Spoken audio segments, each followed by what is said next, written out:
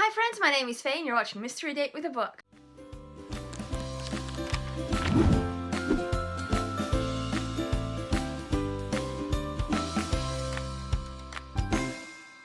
Today I have a mystery date with a book for you. I went on a mystery date with The Memory Police by, I can never remember people's names, I'm terrible, Yoko Ogawa. The Memory Police, I've heard of this book. I've heard quite a lot about this book on BookTube and I was really excited about it. But before we get into the book, I just want to tell you I did this mystery date thing with coffee over apples. I'm gonna leave the channel link below. I have no words today. Right, I think I have to explain something before we start. I have been very ill for the past 2 weeks. I had to go and do that horrible test that we all know and love, where we get you know, things shoved up your nose and all that, and it was horrible. It was horrible, but thank goodness it came back negative. So yeah, that's that. I don't have that virus, but I've had a pretty terrible past 2 weeks. Does that make sense? The last 2 weeks were really bad. So I'm sorry if I still look a bit ill. It happens, you know, I'm human. So, and that's why it took me this long to actually film this for you. I actually finished this. When did I finish this book? Like 3 weeks ago? Maybe 4? 3 or 4 weeks ago. Yeah. I just didn't have the energy to film anything. I'm so sorry. The videos that you have been watching in the past, 3 weeks, they have all been pre-recorded, so yeah. This is me after illness. Hey. So anyway, coffee over apples.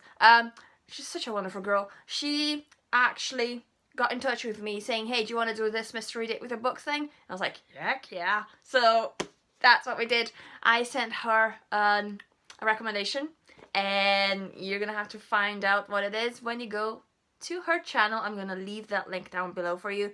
Go to her channel, see what I suggested for her, see who I set her up with, and see if her date went well.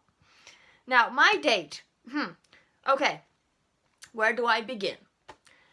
This book was so hyped up on BookTube. I was expecting so much from it. I think my expectations were set too high. I think it was partly my fault. But this book didn't really connect with me, like we didn't gel. It was not a great date. I mean, it was fun because, a mystery date is always fun because you never know what to expect, but it just wasn't for me. It's very much character driven, even though the premise of the story is brilliant. It sounds like there's a really good plot, but in reality it's very much character driven, and I'm not a person who enjoys reading books like that. In this book, the premise is that they live on an island. Yeah, there's a community of people, they live on an island, and every now and again something vanishes from their memory. Everyone forgets about that. And so things start disappearing from the island. Except that some people don't forget those things. Some people still have memories of the forgotten objects or animals or anything like that. So, there's a bit of a conflict there. But I thought the premise was so good. I mean, it's such a great idea, But I really, I struggled. I struggled with this book. That's all I'm gonna say. I gave this 3 out of 5 stars because, 1, it was very slow. Too slow for me. It was character driven, which is not something, I would usually read. And 3, there are lots of plot holes everywhere. Like, for example, fruit. At one point, certain fruits disappeared. But days later, our main character went to the market to look for fruit. I mean, she wasn't meant to remember that. But she went to the market to look for fruit, to make a punch for an event. I'm not gonna give you any spoilers, but you know, plot holes like that, or like photographs. Photographs have been forgotten. People don't remember photographs. But then suddenly somebody gets taken in by the memory police, and when they question that person, they show them photographs of people that they're looking for. Photographs shouldn't exist anymore. People wouldn't be able to recognize that as a photograph. They shouldn't exist on the island anymore. So, you know, lots and lots of plot holes. That got to me.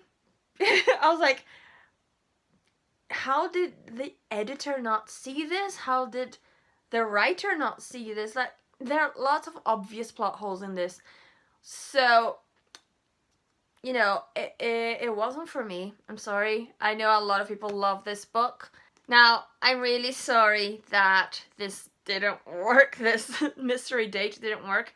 But I really do appreciate Stephanie for recommending this. Yeah, it just wasn't for me. But I'm glad I tried it. I'm glad I read a hyped book for myself and made my own decision. I know I have my own opinion about it. And yeah, I'm not going to give it 5 stars just because it's being hyped up on BookTube. No. But yeah, Stephanie, thank you for recommending this. Thank you very much.